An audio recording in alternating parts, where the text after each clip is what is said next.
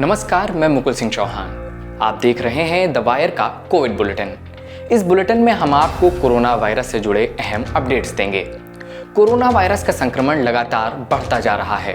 रोज जो नए मामले आ रहे हैं वो पिछले दिन से कई गुना अधिक होते जा रहे हैं। स्वास्थ्य मंत्रालय की ताज़ा रिपोर्ट के अनुसार 18 अप्रैल को 2,73,810 नए कोरोना केस आए और 1,619 संक्रमितों की जान चली गई। हालांकि 1,44,178 लोग कोरोना से ठीक भी हुए हैं।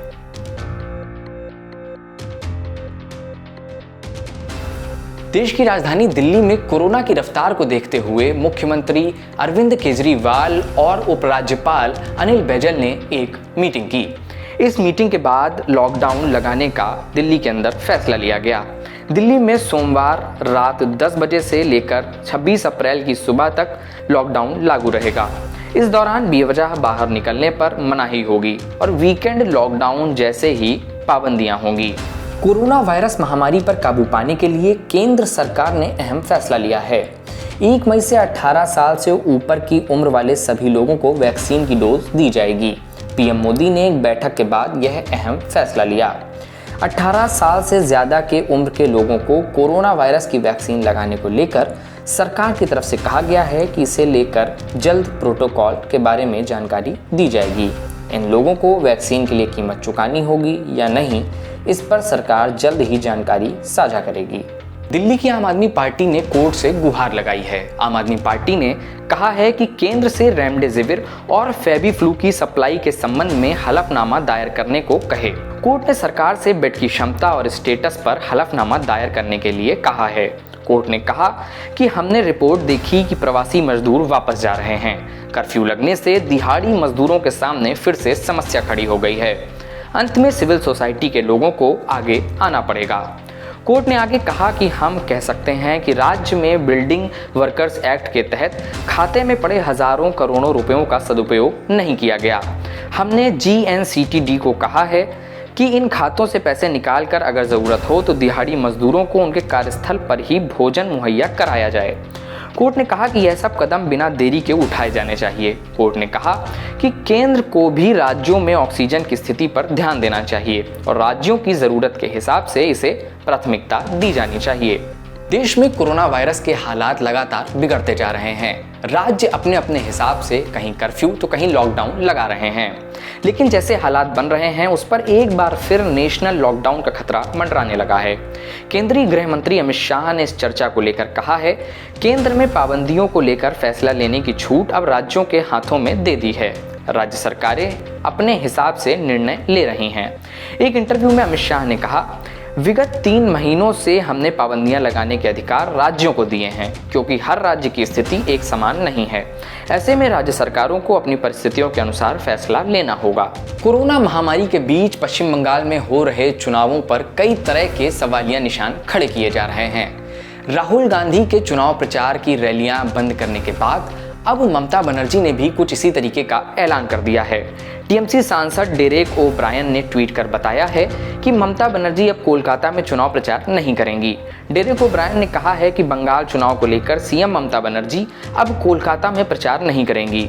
वह प्रतीकात्मक तौर पर 26 अप्रैल को शहर में चुनाव प्रचार के अंतिम दिन सिर्फ एक मीटिंग करेंगी। बाकी सभी जिलों में उन्होंने चुनावी रैलियों का समय घटा दिया है, जो कि अब सिर्फ 30 मिनट होगा। इससे पहले सीएम ममता बनर्जी ने कहा था कि वो चाहती हैं कि बचे हुए बाकी सभी फेज के चुनाव एक साथ करा दिए जाएं, लेकिन चुनाव आयोग ने ऐसा नहीं किया, क्योंकि बीजेपी चाहती है कि ज्यादा फेज में चुनाव हों ताकि वो अधिक से अधिक प्रचार कर सकें। कोरोना वायरस के मामले जैसे जैसे लगातार बढ़ रहे हैं, वैसे ही रेमडेसिविर और ऑक्सीजन को लेकर के सियासत तेज हो गई है। महाराष्ट्र की उद्धव ठाकरे सरकार से लेकर राजस्थान के सीएम अशोक गहलोत, दिल्ली के सीएम अरविंद केजरीवाल और पश्चिम बंगाल की मुख्यमंत्री ममता बनर्जी ने केंद्र से ऑक्सीजन उपलब्ध कराने की मांग उठाई, तो बीजेपी नेताओं ने इन पर जवाबी निशाना साधना शुरू कर दिया है। महाराष्ट्र कांग्रेस के प्रवक्ता सचिन सावंत ने मोदी सरकार पर आरोप लगाया है। उन्होंने कहा कि मोदी सरकार राज्य को ऑक्सीजन, रेमडेसिविर और अन्य उपकरण नहीं दे रही है। रेमडेसिविर का उत्पादन करने वाली कंपनियों को राज्य को दवा नहीं देने के लिए कहा जा रहा है। सप्लाई करने पर उनके लाइसेंस रद्द करने की धमकी दी जा रही है। साथ ही एनसीपी नेता व उद्धव सरकार में मंत्री नवाब मलिक ने कहा, केंद्र के द्वारा ऑक्सीजन रेमडेसिविर पर दबाव डाला जा रहा है कि महाराष्ट्र को दवाई न मिले। वहीं केंद्रीय मंत्री मांडविया ने नवाब मलिक के इस आरोप का खंडन किया है।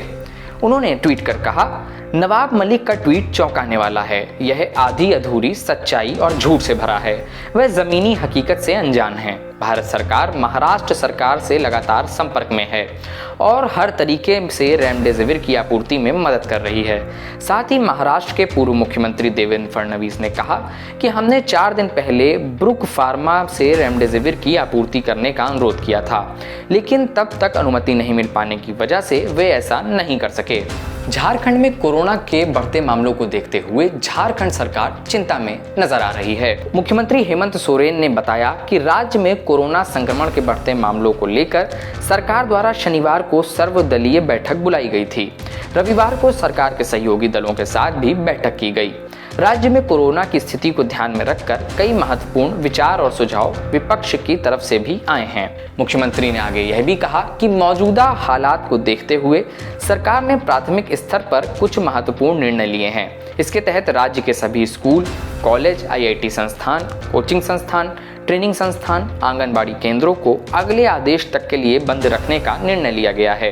कोरोना वायरस महामारी के प्रकोप को देखते हुए उत्तर प्रदेश हाईकोर्ट ने योगी आदित्यनाथ सरकार को 26 अप्रैल तक 5 शहरों में लॉकडाउन लगाने का आदेश दिया है। हाईकोर्ट ने वाराणसी, कानपुर नगर, प्रयागराज, लखनऊ और गोरखपुर में 26 अप्रैल तक लॉकडाउन लगाने का आदेश दिया है। यह सुनवाई वीडियो कॉन्फ्रेंसिंग के जरिए हुई। कोर्ट ने यूपी के मुख्य सचिव को खुद निगरानी करने के आदेश दिए हैं। इस आदेश में कोर्ट ने स्पष्ट रूप से यह कहा है कि मात्र जरूरी सेवाओं को ही खोला जाएगा। मंदिर, होटल इत्यादि जगहों को साफ साफ बंद करने का निर्देश दिया गया है। हम आपसे लगातार कोविड-19 की अपडेट्स को साझा कर रहे हैं और आगे भी यह करते रहेंगे, इस उम्मीद के साथ कि हम कोरोना से जल्द जीत सकें। इस बुलेटिन को देखने के लिए बहुत बहुत धन्यवाद।